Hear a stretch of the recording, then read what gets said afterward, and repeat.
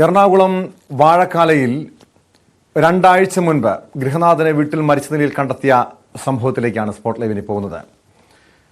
ഈ വാഴക്കാല സ്വദേശി സലീമിനെ കഴിഞ്ഞ ദിവസമാണ് ദുരൂഹ സാഹചര്യത്തിൽ മരിച്ച നിലയിൽ കണ്ടെത്തിയത്. ഇത് സ്വാഭാവികമായൊരു മരണമെന്നായിരുന്നു ആദ്യം പോലീസ് കരുതിയത്. പിന്നീട് നടത്തിയ വിശദമായ അന്വേഷണത്തിലാണ് വീട്ടുജോലിക്കാരിയും ഭർത്താവും ചേർന്ന് ക്രൂരമായി കൊലപ്പെടുത്തിയതാണെന്ന് വ്യക്തമായത്.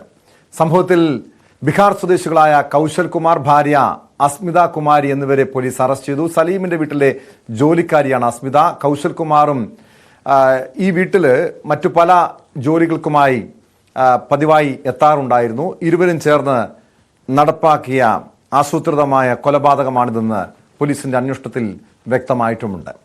വിശദാംശങ്ങളുമായി കൊച്ചിയിൽ നിന്ന് ഡാനി പോൾ ചേരുന്നു. ഡാനി, 2 ആഴ്ച മുൻപ് നടന്ന സംഭവമാണ്. ആദ്യഘട്ടത്തിൽ തന്നെ പോലീസിന് ഇവരെക്കുറിച്ച്, ഈ വീട്ടുജോലിക്കാരെക്കുറിച്ചും ഭർത്താവിനെ കുറിച്ചും ഏതെങ്കിലും രീതിയിലുള്ള സംശയം ഉണ്ടായിരുന്നോ?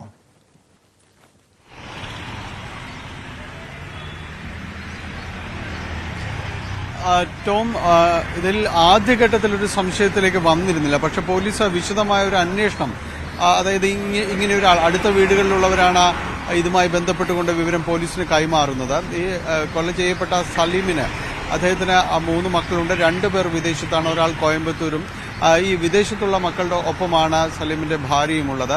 അപ്പോൾ കോയമ്പത്തൂരുള്ള മകൾ വിളിച്ചിട്ട് ഫോൺ എടുക്കാതെ വന്നപ്പോഴാണ് തൊട്ടടുത്ത വീടുകളിലേക്ക് വിളിച്ച് കാര്യം അന്വേഷിക്കാനായിട്ട് പറഞ്ഞത്. തുടർന്നാണ് അവർ നടത്തിയ പരിശോധനയിൽ സലീം കട്ടിലിൽ നിന്ന് വീണ് താഴെ കിടക്കുന്ന രീതിയിലേക്ക് മുറിയിൽ കാണാനായിട്ട് സാധിച്ചത്. പോലീസ് പരിശോധന നടത്തും. തുടർന്ന് കോയമ്പത്തൂരിൽ നിന്ന് മകൾ ഇവിടെ വന്നതിന് ശേഷമാണ് മറ്റു നടപടികളിലേക്കെല്ലാം തന്നെ പോലീസ് തിരിയുന്നത്, മറ്റു പരിശോധനകളിലേക്കെല്ലാം തിരിയുന്നത്. അപ്പോൾ ആദ്യഘട്ടത്തിൽ ഒരു അസ്വാഭാവികതയടക്കം അതിൽ ആദ്യം തോന്നിയിരുന്നില്ല. പിന്നീട് ഈ മകൾ വീട്ടിലെത്തുകയും വീട്ടിൽ എന്തെങ്കിലും സാധനങ്ങളടക്കം നഷ്ടപ്പെട്ടിട്ടുണ്ടോ എന്നതടക്കം പരിശോധിക്കാൻ പോലീസ് തന്നെ നിർദ്ദേശം നൽകിയിരുന്നു. ചില രീതിയിൽ ഒരു മറ്റ് അവിടെ മൽപ്പിടുത്തം നടന്നു മറ്റടയാളങ്ങളോ ആ രീതിയിലുള്ള ദേഹത്ത് മറ്റ് പരിക്കേറ്റതോ പാടുകളും ഒന്നും തന്നെ ഉണ്ടായിരുന്നില്ല. അപ്പോഴാണ് ഇങ്ങനെയൊരു പരിശോധന നടത്താൻ പോലീസ് നിർദ്ദേശിക്കുകയും അവരുടെ പരിശോധനയിൽ ശരീരത്തിലുണ്ടായിരുന്ന 2 സ്വർണ്ണ മോതിരങ്ങൾ അത് നഷ്ടപ്പെട്ടതായി കണ്ടത്.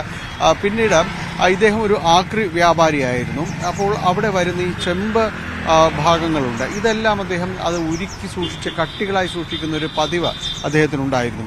അപ്പോൾ അത്തരം ചില കാര്യങ്ങൾ, ചില ഇതുപോലെ ചെമ്പ് നാണയങ്ങൾ, ഇതെല്ലാം നഷ്ടപ്പെട്ടതായി അവരുടെ ശ്രദ്ധയിൽപ്പെടുന്നത്. ഇത്തരം ഈ വിവരം കൂടി പോലീസിന് കൈമാറിയപ്പോഴാണ് പോലീസ് വിശദമായി ഇതിനെക്കുറിച്ച് അന്വേഷിക്കാൻ തീരുമാനിച്ചതും. തുടർന്ന് അടുത്തവും വീട്ടിലുള്ളതുമായ CCTV ദൃശ്യങ്ങൾ പരിശോധിച്ചപ്പോൾ ഈ വീട്ടിൽ വന്നു പോയിരുന്ന അസ്മിത കുമാരി അവിടെ ജോലിക്ക് വേണ്ടി എത്തുമായിരുന്നു. ഇയാളുടെ മറ്റൊരു സ്ഥാപനത്തിൽ ജോലി ചെയ്യുകയും ചെയ്തിട്ടുണ്ട്.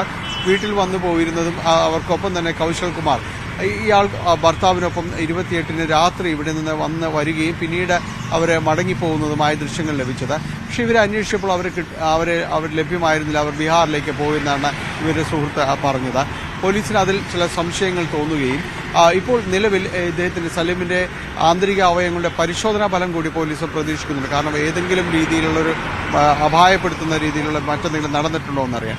ഇവർ പ്രതികൾ പോലീസിനോട് പറഞ്ഞിരിക്കുന്നത് ഇങ്ങനെയാണ്: അസ്മിതകുമാരി നേരിട്ട് ഇയാളുടെ ഒരു സ്ഥാപനത്തിൽ, സലീമിന്റെ സ്ഥാപനത്തിൽ ജോലി ചെയ്തിട്ടുണ്ട്. അവിടെ ഈ വേതനവുമായി ബന്ധപ്പെട്ട ചില കാര്യങ്ങൾ പറയുന്നതിന് വേണ്ടി തങ്ങളെ വിളിച്ചു വരുത്തുകയായിരുന്നു. അപ്പോൾ അതിൽ ചില തർക്കങ്ങൾ ഉണ്ടായപ്പോൾ സലീം പെട്ടെന്ന് പ്രകോപിതനാകുന്നു. കൗശൽ കുമാർ അദ്ദേഹത്തെ തള്ളുന്നു. താഴേക്ക് വീണ സലീം പിന്നീട് എഴുന്നേറ്റിട്ടില്ല എന്നാണ് ഇവർ പറയുന്നത്. അവർ അപ്പോൾ പിന്നീട് നോക്കിയപ്പോൾ ശ്വാസമില്ലാത്ത ഒരവസ്ഥയിലേക്ക് കാര്യങ്ങൾ കാണുന്നു. അങ്ങനെ തങ്ങൾ അവിടെ നിന്ന് പെട്ടെന്ന് കടന്നു കളഞ്ഞു എന്ന് പറയുന്നു. ആ കടന്നു കളഞ്ഞതിനിടയിൽ ഈ മോതിരവും അതോടൊപ്പം തന്നെ മൊബൈൽ ഫോണും ഈ മറ്റു സാധനങ്ങളും അവരെടുത്തതായി അവർ സമ്മതിക്കുന്നുണ്ട്. പക്ഷേ ഇത് അതേപടി പോലീസ് സ്വീകരിക്കുന്നില്ല. കാരണം അവർ കൃത്യമായി പ്ലാൻ ചെയ്ത് ഇത് നടപ്പാക്കിയതാണോ എന്ന് പോലീസ് പരിശോധിക്കുന്നു. അതിന് ആന്തരിക അവയവങ്ങളുടെ വിശദമായ ഒരു പരിശോധനാ ഫലം കൂടി വരേണ്ടതുണ്ട്.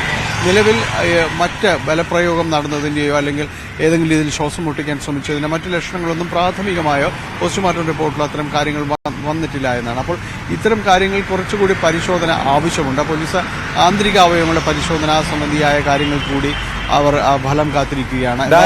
ഇവരുടെ പറഞ്ഞതുപോലെ പെട്ടെന്നുള്ള ഒരു പ്രകോപനം അല്ലെങ്കിൽ ഈ രീതിയിലുള്ള സാമ്പത്തികവുമായി ബന്ധപ്പെട്ട ചില തർക്കം, ഇതാണ് കൊലപാതകത്തിലേക്ക് നയിച്ചതെന്ന് പ്രതികൾ പറയുന്നുണ്ട്. പോലീസ് അത് സമ്മതിച്ചിട്ടില്ല. പക്ഷേ ഇവരുടെ വീട്ടിൽ നിന്നും 8 ലക്ഷം രൂപയുടെ സാധനങ്ങൾ നഷ്ടപ്പെട്ടതായി ഈ സലീമിൻ്റെ മക്കൾ തന്നെ പോലീസിനോട് പറഞ്ഞിട്ടുണ്ട്.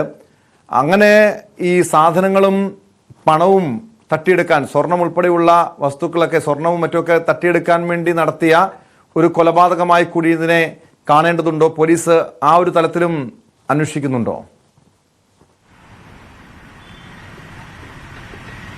പോലീസിന്റെ നിഗമനവും അതുതന്നെയാണ് ടോം. കാരണം ഇങ്ങനെ ഈ വീട്ടിൽ നിന്ന് ഇത്രയധികം വസ്തുക്കൾ അവിടെ ഉണ്ട്. ഒരുപക്ഷെ പോലീസ് പറയുന്നൊരു കാര്യമുണ്ട്, ഈ ചെമ്പ് ഉരുക്കി അത് കട്ടികളായിട്ട് അവിടെ വെക്കുന്നുണ്ട്. അത് അങ്ങനെ അങ്ങ് ഒളിപ്പിച്ചു വെക്കുന്ന രീതിയിലുമല്ല. മാത്രമല്ല ഇവരവിടെ കുറച്ച് നാളായിട്ട് പണിക്കൊക്കെ ഉണ്ട്, അവർക്കത് അറിയുകയും ചെയ്യാവുന്ന കാര്യമാണ്. ഒരുപക്ഷെ അത് സ്വർണ്ണക്കട്ടിയാണോ എന്നെല്ലാം തന്നെ ധരിച്ചിരിക്കാനുള്ള സാധ്യതയുണ്ട്. അല്ലെങ്കിൽ ചെമ്പാണെങ്കിൽ കൂടിയും അത് വലിയ അളവിൽ തന്നെ ഉണ്ടായിരുന്നു. അപ്പോൾ അത്തരം കാര്യങ്ങളിൽ അവരത് എടുത്തു മാറ്റാൻ നേരത്തെ തന്നെ നിശ്ചയിച്ചിരുന്നു. ഇയാളുടെ സ്വർണ്ണ മോതിരമടക്കം ഇപ്പോൾ മരിച്ചു വീണ അവർ ബോധ്യപ്പെട്ടു, അവർക്ക് ശ്വാസമില്ല എന്നുള്ളത് ബോധ്യപ്പെടുകയും അതിൽ നിന്ന് സ്വർണ്ണ മോതിരമടക്കം എടുക്കുകയും അതിൽ നിന്ന് പണം വലിപ്പിൽ നിന്ന് എടുക്കുകയും ഇതെല്ലാം ചെയ്തവർക്ക് വളരെ നിഷ്കളങ്കമായി തള്ളിയിട്ടപ്പോൾ വീണു. അവർ മരണപ്പെട്ടപ്പോൾ തങ്ങൾ അവിടെ നിന്ന് ഈ സാധനങ്ങളുമായിട്ട് പോയി എന്നുള്ള മറുപടിയിൽ അത്ര കണ്ട വിശ്വസിച്ച് പോകാൻ കഴിയുമെന്നല്ല. അതുകൊണ്ട് തീർച്ചയായും പോലീസ് സംശയിക്കുന്നു ഇത് ഏതെങ്കിലും രീതിയിലുള്ള ഒരു പ്ലാനിങ് കാര്യങ്ങളെല്ലാം ഇതിൽ നടന്നിട്ടുണ്ടോ എന്നത് പോലീസ് പരിശോധിക്കുന്നുണ്ട്. അതാണ് ഈ ആന്തരിക അവയവങ്ങളുടെ ഈ പരിശോധനാ ഫലം കൂടി പോലീസ്, ശാസ്ത്രീയമായിട്ടുള്ള